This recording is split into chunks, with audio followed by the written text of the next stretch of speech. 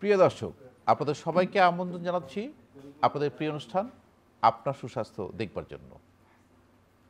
আজকে আমরা কথা বলবো এন্ডোস্কোপিক ইয়ার সার্জারি। হ্যাঁ দর্শক, অনেকে কানে শুনতে পাচ্ছেন না। ছোটবেলা কান গলেছিল, কানে পুঁজ পড়েছে, এখন কানে ছিদ্র হয়ে গেছে, কথা শুনতে পাচ্ছেন না। অনেকে আছে কানের মধ্যে টিউমার, অনেকে আছে কানের পর্দার নানাবিধ সমস্যা। এই বিষয়গুলোর আধুনিক চিকিৎসা এন্ডোস্কোপিক ইয়ার সার্জারি। চলুন আজকে আমরা জানবো যে এন্ডোস্কোপিক ইয়ার সার্জারির মাধ্যমে কি কি অপারেশন করা হয়। আমাদের সাথে আছেন প্রফেসর ডক্টর মঞ্জুরুল আলম, তিনি সাবেক অধ্যাপক, নাক কান গলা ও হেড নেক সার্জারি বিভাগ, বঙ্গবন্ধু শেখ মুজিব মেডিকেল বিশ্ববিদ্যালয়। স্যার, আপনাকে স্বাগত আমাদের স্টুডিওতে। ধন্যবাদ আপনাকে। এই যে কানের, আমরা কিন্তু ছোটোবেলা থেকে দেখেছি অনেকের কান গলা রোগ থাকে, কানে প্রদাহ থাকে, বাচ্চারা বড় হচ্ছে কিন্তু কানে শুনতে পাচ্ছে না। এই যে পদ্ধতিগুলো, যেটা আপনার আধুনিক চিকিৎসা পদ্ধতি, আমি যতটুকু জানি যে আপনি পায়োনিয়ার আমাদের বাংলাদেশে, তো এই এন্ডোস্কোপিক ইয়ার সার্জারির ফিলগুলো কি বা কীভাবে আপনার মাথায় আসলো যে এইভাবে আমরা কাজটা করতে পারি? এন্ডোস্কোপ একটা সরু একটা টিউব এবং এর এক মাথায় থাকে ক্যামেরা আর এখানে থাকে আলো। এইটা মনিটরে, টিভি মনিটর বা একটা স্ক্রিনে এটা দেখা যায়, ভিতরের অঙ্গ প্রত্যঙ্গগুলো সুন্দরভাবে দেখা যায়। এই এন্ডোস্কোপ দিয়ে শুরু হয় প্রথমে পেটের গলব্লাডার অপারেশন, তারপরে পিত্তথলির অপারেশন শুরু হয় এবং গ্যাস্ট্রো এন্ডোস্কোপি দিয়ে পাকস্থলী এবং খাদ্যনালী দেখা শুরু হয়। তার পরবর্তী আস্তে আস্তে আমরা শুরু করি এন্ডোস্কোপ দিয়ে নাকের পরীক্ষা নিরীক্ষা এবং কানের পরীক্ষা নিরীক্ষা। এটা 80-90 দশকে শুরু হয়ে গেল কান এবং নাকের পরীক্ষা নিরীক্ষা। এই 2000 পরের থেকে আবার শুরু হলো যে এন্ডোস্কোপে কানের অপারেশান। এন্ডোস্কোপে একটা ছোট্ট যন্ত্র কানের ভিতরে, যেহেতু মানে আর কান কাটা লাগে না এবং কানের ভিতরে দিয়ে সব কিছু দেখে ছোট ছোট যন্ত্র দিয়ে আমরা কানের অপারেশান শুরু করলাম 2000 সালের পরের থেকে। আস্তে আস্তে 2010-এ এসে বেশ পপুলার হয়ে গেছে এটা এখন। স্যার, এই ফিলগুলো কি, কোন কোন ক্ষেত্রে আপনারা এই এন্ডোস্কোপিক সার্জারি করে থাকেন? সর্বক্ষেত্রে এখন শুরু করেছি। নাকের যাবতীয় অপারেশান, কানের যাবতীয় অপারেশান, এমনকি থাইরয়েডের অপারেশান। আমরা গলার ভিতর দিয়ে, মুখের ভিতর দিয়ে আমরা এন্ডোস্কোপিক্যালি থাইরয়েড, স্মল থাইরয়েড আমরা শুরু করেছি, ম্যালিগন্যান্ট না, এগুলো বাংলাদেশেই হইতেছে। আর জনপ্রিয়তা লাভ করেছে বেশিরভাগ, সেটা হলো এন্ডোস্কোপিক এয়ার সার্জারি।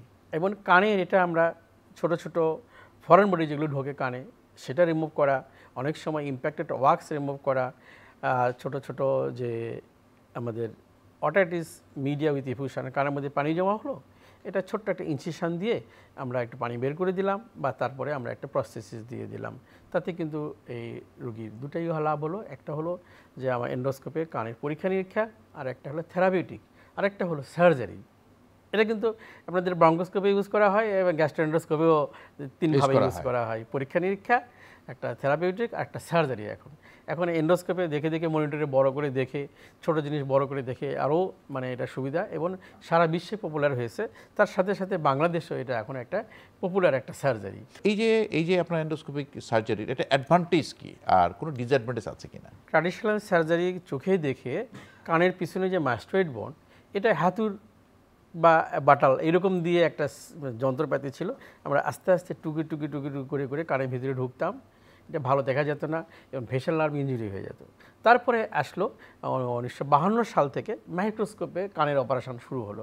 মাইক্রোস্কোপে একটু বড় করে দেখা যায়, কিন্তু অ্যাডভান্টেজ ডিসঅ্যাডভান্টেজ দুটোই আছে। মাইক্রোস্কোপে কিন্তু বারবার টিল্টিং করতে হয় এবং ছোটো জায়গায় দেখতে গেলে আবার মাথা ঘোরাতে হয়, বা মাইক্রোস্কোপ বিভিন্ন দিকে বিভিন্ন অ্যাঙ্গেলে ঘোরাতে হয় এবং অত বড় করে দেখা যায় না। 80 সালের দিকে আবার চলে আসলো এন্ডোস্কোপ। তখন এন্ডোস্কোপে কিন্তু আমরা কানের এই ছোটোখাটো জিনিসপত্র পরীক্ষা নিরীক্ষা করতাম, কানের কোনো পলিপ আছে কিনা, টিউমার আছে কিনা, ছিদ্র আছে কিনা, জাস্ট এগুলো পর্যন্তই ছিল। 2000 পরের থেকে যেটা আমি বললাম, এটা শুরু হয়ে গেছে যে আমাদের অপারেশন। এটার সুবিধা হলো যে মাইক্রোস্কোপে কান কেটে অপারেশন করতে হয়, কানের পিছনে করতে হয়, এখানে স্কিন কাটতে হয়, সব টিস্যু কাটতে হয়। তারপরে হলো কানের পিছনে হাড় ড্রিল করে হোক বা ওই যন্ত্রপাতি দিয়ে ড্রিল করতে করতে কাটতে কাটতে আমরা মিডল ইয়ারে আসি। কিন্তু এন্ডোস্কোপে মিডল ইয়ার কিন্তু সামনেই আছে এবং মিডল ইয়ার থেকেই কিন্তু কান পাকা রোগটা শুরু হয়। তো আমরা কেন পিছনে আগে যাব? অতিরিক্ত বন কাটে আমরা ভিতরে মিডল ইয়ারে চলে আসতেছি।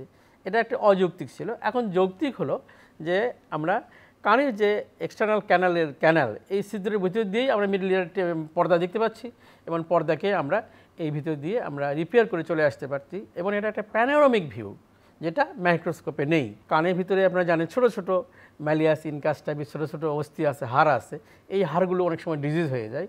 তখন আমরা ফোকাস করে ছোট হাড়টাকে আমরা কি করে নিয়ে আসবো, আরও ফোকাস করে নিয়ে আসি। বা স্টাপিসে বিভিন্ন অংশ আছে, এই স্টাপিসে কোন অংশগুলো আমরা আগে কাটবো, কোন অংশ রেখে আসবো, কোন অংশ ডিজিজ সুন্দরভাবে দেখা যায়, যেটা মাইক্রোস্কোপে এত সুন্দরভাবে বড় করে দেখা যায় না এবং মনিটরে দেখা যায়।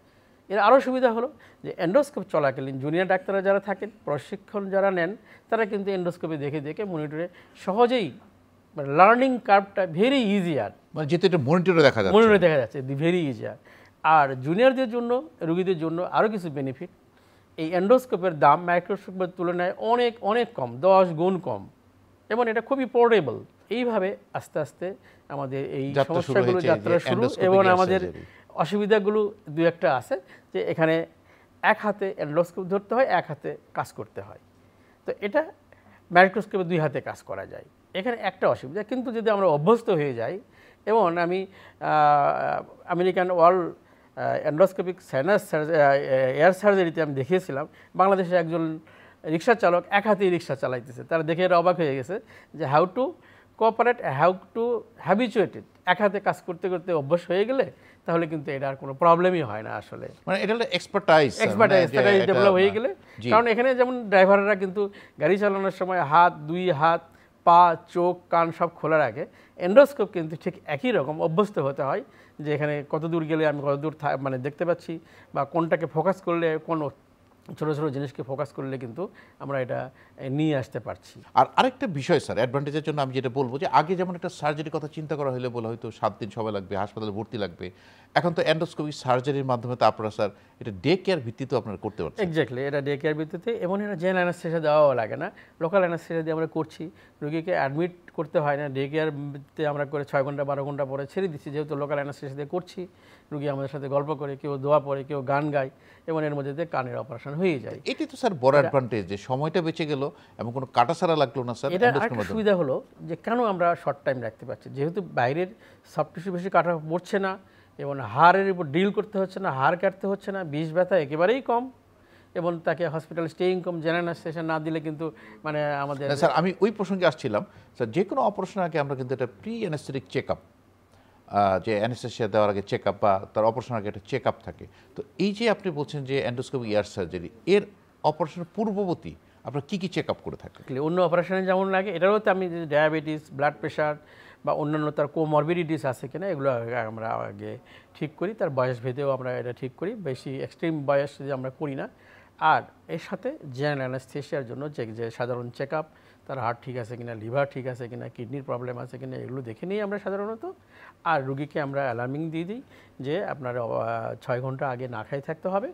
আর আপনার অপারেশনের সময় আপনাকে আপনার লোকাল কানটা শুধু অবশ করবে, আপনার আমাদের কথাবার্তা শুনতে পাবেন, আপনি কান হয়তো ভারী বোধ করতে পারেন, কিন্তু আপনি বাধা পাবেন না।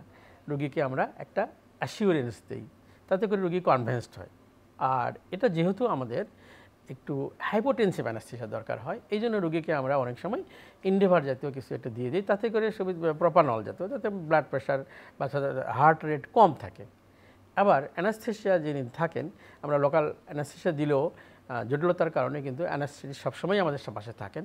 ওনারা মাঝে মাঝে অনেক সময় নিডুকাট, নিডিবিন্ডেল এগুলো ব্যবহার করে থাকেন, প্রোপানল ব্যবহার করে থাকেন, যেন হাইপোটেনসিভ অ্যানেস্থেসিয়া থাকে। হাইপোটেনসিভ বলতে আমরা বোঝাইতেছি সাধারণত 120/80 সাধারণত ব্লাড প্রেশার মিলিমিটার মার্কারি, কিন্তু আমরা এখানে ব্যবহার করি 90 থেকে 50 মিলিমিটার মার্কারি।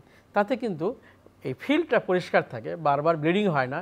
হার্ট রেট বেশি থাকলেও কিন্তু আবার অযথা ব্লিডিং আসে। কানে তেমন কোনো ভেসেল নাই, তারপরও ছোটোখাটো ইনজুরিতে অনেক বেশি রক্তপাত হয়, তখন কিন্তু এন্ডোস্কোপের ফগিং হয়। আমরা অ্যান্টি ফগিং ইউজ করি, স্যাভলন ইউজ করি, আবার অনেক সময় নর্মাল স্যালাইন ওয়াশ দিয়েও কিন্তু অ্যান্টি ফগিং ইউজ করে এই সমস্যা থেকে আমরা মুক্ত থাকি। আপা, 4 দিনের ছুটি পেলাম, তাই ফ্যামিলি নিয়ে ঘুরতে যাব। আপনি কোথাও ঘুরতে যাবেন? আমরা কি আপনার মতো এত নিশ্চিন্ত? ব্যবস্থা নিলেই নিশ্চিন্ত হওয়া যায়। ভাগ্যিস ডাক্তারের পরামর্শক্রমে আমি সর্বাধুনিক স্বল্পমাত্রার জন্ম নিয়ন্ত্রণ পিল রোজেন 28 গ্রহণ করেছিলাম। এলো রোজেন 28, যা জন্ম নিয়ন্ত্রণ পিলকে করেছে অধিকতর সহনীয় ও কার্যকর, এবং ওজন বৃদ্ধি ও উচ্চ রক্তচাপের মতো প্রধান পার্শ্ব প্রতিক্রিয়া থেকে মুক্ত। Rosen 28 4th generation birth control পিল। ছোটবেলায় কান গলেনি এমন মানে অনেকেই দেখা যায় কান গলা, কিন্তু অবহেলার কারণে কানের ছিদ্র রয়ে গেছে, কোনো অপারেশন হচ্ছে না। সেই অপারেশনটা তো আপনারা এন্ডোস্কোপি সার্জারির মাধ্যমে করে থাকেন। তো সেই ক্ষেত্রে আমরা দেখছিলাম এই সার্জারির আগে আমরা কিন্তু দেখি যে ডিভাইস কানের মধ্যে একটা মেশিন লাগানো থাকে, কিন্তু আসলে কেউ ওরকম ভালো শুনতে পাচ্ছে না শব্দ করে। এটার জন্য তো অপারেশন, তো সেক্ষেত্রে স্যার এটার প্রি অ্যানেস্থেটিক চেক আপ হিসাবে বা আপনার অপারেশনের পূর্ববর্তী চেক আপ হিসাবে আপনার কি কানের তার পাওয়ার কত বা কানের যে একটা হিয়ারিং টেস্ট? অবশ্যই আমরা হিয়ারিং টেস্ট দরকার, এবং এটা মেডিকেল লিগাল পারপাসেও দরকার, যে আমরা আগে এটা করলাম, তারপর এন্ডোস্কোপি বা মাইক্রোস্কোপি যে সার্জারি করি না কেন, পরবর্তীতে তার হিয়ারিং গেন হলো কতটুকু, এটা কিন্তু রুগীরা মেজার করে যে আমরা এই অপারেশনের কতটুকু গেন হয়। সেক্ষেত্রে এন্ডোস্কোপ অনেক এগিয়ে আছে এবং সফলতার হার অত্যন্ত বেশি মাইক্রোস্কোপের চেয়ে। আর এটাতে টিস্যু হ্যান্ডেলিং কম, এই জন্য তাকে কম সময় থাকতে হয়, ব্যথা কম থাকে। আর যেটা হলো যে পর্দাটা আমরা দেখি, আবার পুনরায় এন্ডোস্কোপি রুগীকে আমরা দেখেই থাকি 1 মাস পরে বা 2 মাস পরে, যে তার যে কানের পর্দা ছিদ্র ছিল সুন্দরভাবে প্রতিস্থাপন হয়েছে কিনা, কোথাও কোনো রকম লিক রয়ে গেছে কিনা, এগুলো এক্স্যাক্টলি রুগীকে আমরা আবার এন্ডোস্কোপির মাধ্যমেই রুগীকে আবার দেখায় থাকি, তাতে রুগী আরও খুশি হয় যে তার পর্দাটা লেগে গেছে, সে আগের মতো আবার আগের কাছাকাছি শুনতে পাচ্ছে। এই ধরনের রুগীর বাল্ক অনেক বেশি, কিন্তু অনেকে জানে না যে কী করতে হবে, কী অপারেশন হতে, সে কারণে কিন্তু তারা কিন্তু কানে হিয়ারিং লস রয়েই যাচ্ছে। তো সেটা স্যার অপারেশনটা যেভাবে করেন আপনি যদি প্রসিডিউর একটু বলতেন আমাকে। যে আমরা লোকাল অ্যানাস্থেসিয়া দিয়ে করতে পারি, জেনারেল অ্যানাস্থেসিয়া দিয়ে করতে পারি, যেটাই হোক আমরা কানের ভিতরে আমরা আগে পরিষ্কার করে নিয়ে আমরা একটা পরিমাপ করি যে তার ভিতরে কতটুকু ছিদ্র আছে, মিডিয়াম সাইজ, স্মল সাইজ বা লার্জ সাইজ, এটা আমরা পরিমাপন করি। তারপরে পর্দার যে ছিদ্রর যে মার্জিনটা আমরা র করে নিই আগে, তারপরে আমরা একটু টিম্পানো মেটাল ফ্লাপ তুলি, যে ভিতর দিয়ে আমরা আন্ডারলে একটা মেথডে আমরা প্রতিস্থাপন করব। এখন এখানে আমাদের কানের পিছনে একটা টেম্পোরালিস মাসল আছে, এই মাসলের প্রত্যেকটা মাসলে একটা ফাঁসা থাকে, এই ফাঁসাটি আমরা গ্রাফট হিসাবে ইউজ করি। অনেক সময় যদি ক্রনিক হয়ে থাকে, হিয়ারিং লস থাকে, সেখানে কিন্তু আমরা কার্টিলেজ টিম্পানোপ্লাস্টিও করে থাকি। কার্টিলেজ অনেক স্লাইস করে পাতলা করে এটা কিন্তু আমরা কানের ভিতরেও ব্যবহার করে থাকি। আবার অনেক সময় যে তার ছোট ছোট যে হাড়গুলো থাকে, অস্থি থাকে, ম্যালিয়াস ইনকাস স্ট্যাপিস, এগুলো রোগের কারণে নষ্ট হয়ে গেছে, এগুলোকে প্রতিস্থাপন করার কারণেও জন্যও আমরা কিন্তু কার্টিলেজ স্তরে স্তরে কার্টিলেজ ব্যবহার করি, তাকে বলা হয় অজিকুলোপ্লাস্টি। তাতে হিয়ারিং গেন আরও বেশি হয়। কারো কারো ক্ষেত্রে শুধু টিম্পানোপ্লাস্টি এনাফ, যে পর্দা লাগাই দিলাম, টেম্পারালিস ফাঁসা ওখানে আন্ডারলাই মেথডে আমরা প্রতিস্থাপন করি। এবং এটার যে নতুন পর্দার ভিতরে এবং বাইরে, ইনসাইড এবং আউটসাইড আমরা জেল ফোম দিয়ে থাকি। জেল ফোম একটা আঠালো ধরনের পদার্থ, এটা পর্দাকে সঠিক স্থানে রাখার জন্য মানে হেল্প করে। সাথে সাথে আমরা কিছু উপদেশ দিয়ে থাকি যে আমরা ভারী কাজ করব না, কানের মধ্যে পানি যাবে না, কান গোসল করার সময় সাবধানে থাকবে। এর পাশাপাশি আমরা বলে থাকি ধূমপান, মদ্যপান বা একেবারে বরফ শীতল পানি পান করা, ড্রিঙ্কস, কোল্ড আইসক্রিম, এগুলো পান করা থেকে বিরত থাকতে হবে। সবচেয়ে বড় কথা হলো যে মুখের এবং নাকেরও যত্ন নিতে হবে। রীতিমতো বা দিনে 3 বার খাবার পরে পরে ব্রাশ করা, ভায়োডিন মাউথওয়াশ বা লবণ পানিতে গড়গড়া করা। আবার নাকটাও পরিষ্কার রাখতে হবে। নাকের সাথে এবং মুখের বা গলার সাথে স্টেশন টিউব দিয়ে কানের পর্দার সংযোগ আছে। আমরা অ্যান্টিহিস্টামিন জাতীয় কিছু খাবার মানে ট্যাবলেট দিই আর নাকে ড্রপ দিয়ে থাকি। এইভাবে দেখা যায় যে 1 মাস 2 মাস ব্যবহার করলেই পর্দাটা আমরা সুন্দরভাবে করতে পারি। আমরা জেল ফোম বের করে নিয়ে আসলে দেখা যায় যে তার পর্দাটা সুন্দরভাবে লেগে গেছে। পর্দা যখন জোড়া লেগে গেল বা সাকসেসফুলি আপনি অপারেশন করে আসলেন, রুগী আগের মতো শুনতে পাবে কিনা? হ্যাঁ, এইটা একটা কথা যে আগের মতো শুনে আমরা বলে থাকি যেটা যে এটার সাকসেস রেটটা 80 to 90%। আগে আমাদের কম ছিল, এখন এন্ডোস্কোপ বা অন্য কিছু ব্যবহার করার কারণে, লোকের সচেতনতা বৃদ্ধির কারণে এই সাকসেস রেটটা দিন দিন বেড়েই যাচ্ছে। অপারেশনের করার পরেও তাকে একটু স্বাস্থ্য সচেতন হওয়া উচিত এবং যেগুলো আমরা নিয়ম বলে থাকি সেই নিয়মগুলো যদি মেনে চলে তাহলে ইউজুয়ালি কানের পর্দা স্বাভাবিকই থাকে এবং স্বাভাবিক। এই যে কোনো সার্জারিতে কমপ্লিকেশন হয় স্যার, এই যে আপনার এন্ডোস্কোপিক ইয়ার সার্জারি, এটা পরবর্তীতে কি কি কমপ্লিকেশন হতে পারে? এক্স্যাক্টলি, এটার সময় যে অন্য সার্জারিতে যেমন রক্তপাত হয়, এটাও কম বেশি রক্তপাত হতে পারে। সেজন্য আমরা কিন্তু হাইপোটেনসিভ অ্যানেস্থেসিয়া ব্যবহার করি, এতে রক্তপাত কম হয় এবং আমরা সুন্দরভাবে দেখতে পারি। আর যেটা হয়, এখানে কানে ছোটো ছোটো যেমন হাড় আছে, সেরকম ছোটো ছোটো নার্ভও আছে। এখানে কড়া টিম্পানি নার্ভ যদি চলে যায়, তাহলে আমাদের টেস্ট কিছুটা নষ্ট হয়ে যায়। আবার দেখা যায় যে এখানে নার্ভটা, ফেশিয়াল নার্ভের কোর্স কিন্তু বেশিরভাগই কানের ভিতর দিয়ে গেছে, এবং ফেশিয়াল নার্ভ অদক্ষ হাতে বা অ্যাক্সিডেন্টালি ফেশিয়াল নার্ভ ইঞ্জুরি হয়। এই ফেশিয়াল নার্ভ ইঞ্জুরি হলে কিন্তু মুখ বাঁকা হয়ে যায়, একদিকে মানে ঠোঁট বাঁকা হয়ে যায়, প্লাস হচ্ছে গাল ফোলাতে পারে না, কপাল ঠিকমতো ভাঁজ করতে পারে না, একটা চোখ ঠিকমতো ক্লোজ করতে পারে না। ফেশিয়াল নার্ভ পলসি যেগুলো হয়, যেটা যে বেলস পলসির মতো, এটা মানুষের সৃষ্টি অপারেশন সার্জিক্যাল আঘাতের কারণে কিন্তু এই সমস্ত হতে পারে। অনেক সময় দেখা যায় একটু কড়া টিম্পানি চলে গেলে স্বাদের পরিবর্তন হতে পারে। এছাড়া যদি জটিলতা মনে করি, অনেক অদক্ষ হাতে কাজ করতে গিয়ে কানের অবস্থানটা হয়তো বেশি ভালো ছিল, অপারেশনের পরে দেখা গেল আরও সে কম শুনতেছে। এটা যে হয় না তা না, এরকমও ভুল করে হতে পারে। এই যে জনগোষ্ঠী অনেক মানুষ আছে যারা এই অপারেশনের জানে না, সে যে করছে না। তো স্যার, আমরা যদি তাদেরকে পাঠাতে চাই, এটা কোথায় কোথায় ফ্যাসিলিটিসগুলো আছে এই অপারেশনের endoscopic air surgery? Endoscopic air surgery আমরা বঙ্গবন্ধুতে আমরা ছিলাম, আর বঙ্গবন্ধুতেই আমরা শুরু করেছি এই এন্ডোস্কোপিক এয়ার সার্জারি। আমরা এন্ডোস্কোপিক এয়ার সার্জারির জুনিয়রদের প্রশিক্ষণ দিয়ে থাকি। ইতিমধ্যে অনেকগুলো আমাদের এরকম এন্ডোস্কোপিক এয়ার সার্জারির আমরা ক্যাম্প করেছি। আবার আমরা বিভিন্ন এলাকায় গিয়ে আমরা ছোটো ছোটো হসপিটালে, যেহেতু পোর্টেবল হসপিটালে গিয়েও আমরা কিন্তু এন্ডোস্কোপিক এয়ার সার্জারি করে থাকি। আমাদের সাথে কিছু প্রশিক্ষণপ্রাপ্ত বা প্রশিক্ষণ নেবেন এরকম জুনিয়র ডাক্তারও থাকে, তারাও প্রশিক্ষণ নেয় এবং দিন দিন এটা বেড়েই চলেছে। প্রতিটা হসপিটালেই কিন্তু এখন মাইক্রোস্কোপের পাশাপাশি অনেক জুনিয়র ডাক্তাররা খুবই আগ্রহ সহকারে এন্ডোস্কোপে অপারেশন করে থাকছেন, এবং এটা প্রায় সব হসপিটালে, ঢাকা সহ আমি বলবো বড় বড় যে পুরাতন মেডিকেল কলেজগুলোতে অবশ্যই আছে। আবার অনেক নতুন মেডিকেল কলেজেও যারা এখানে বঙ্গবন্ধুতে ট্রেনিং নিয়ে গিয়েছেন আমার আন্ডারে, বা অনেকে যারা এন্ডোস্কোপ করে তারাও কিন্তু পেরিফেরিতেও এই কাজটি করছেন। আর আমার একটা ছোট হসপিটাল আছে আমার এলাকায়, নিজের এলাকায় প্রতি সপ্তাহে যেয়ে থাকি, সেখানেও এই এন্ডোস্কোপ দিয়েই আমি শুরু করেছি 2004 সাল থেকে। এখনও এই এন্ডোস্কোপেই আমি অপারেশন করি। আরও কিছু ক্ষেত্রে আপনি বলছেন অনেক সময় কানের ভিতর পানি জমে, অনেক সময় দেখা গেলো কানের ভিতর আপনার পুজের মতো হয়ে যায়, তো সেই ক্ষেত্রগুলোতে এন্ডোস্কোপির রোলটা কী স্যার? হিয়ারিং 2030 ইন্দোনেশিয়াতে আমি এটা প্রেজেন্ট করেছিলাম বাংলাদেশকে, যে সচেতনতা বৃদ্ধি। আমরা কিন্তু টেলিভিশন নিয়ে গিয়ে টেলিভিশনের মনিটরে জনগণের কান পরীক্ষা করি, ওদেরকে বলি যে দেখেন কানের পর্দা ছিদ্র, দেখেন কানের পর্দায় পুঁজ আসতেছে, আপনারা পুকুরে নদীতে গোসল করবেন না। গ্রামের লোকেরা বেশিরভাগই পুকুর নদীতে গোসল করে, একটা জলাশয়ে ঝাঁপিয়ে বললো, তারা এটা থেকে বিরত হয়ে রয়েছে, অনেক সচেতনতা সৃষ্টি হয়েছে। তারা এরকম আর সাবধান থাকে যে আমার সত্যিই কানের পর্দা ছিদ্র।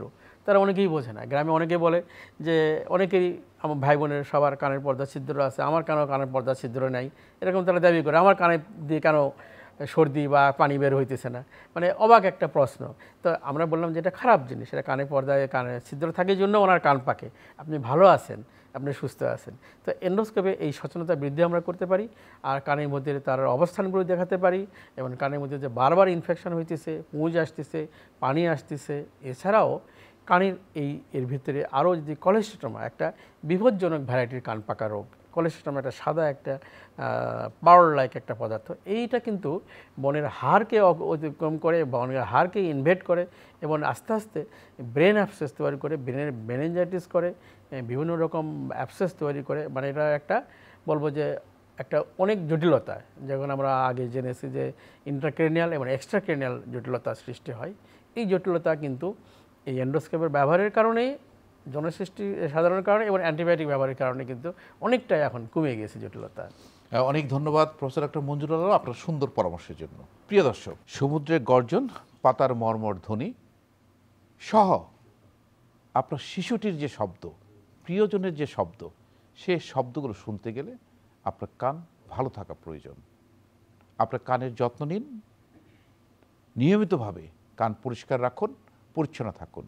কানের ছিদ্রি, কান গলা হলে দেরি না করে বিশেষজ্ঞ চিকিৎসকের পরামর্শ নিন। দর্শক, আপনারা ভালো থাকুন, সুস্থ থাকুন, শুভকামনা সকলের জন্য।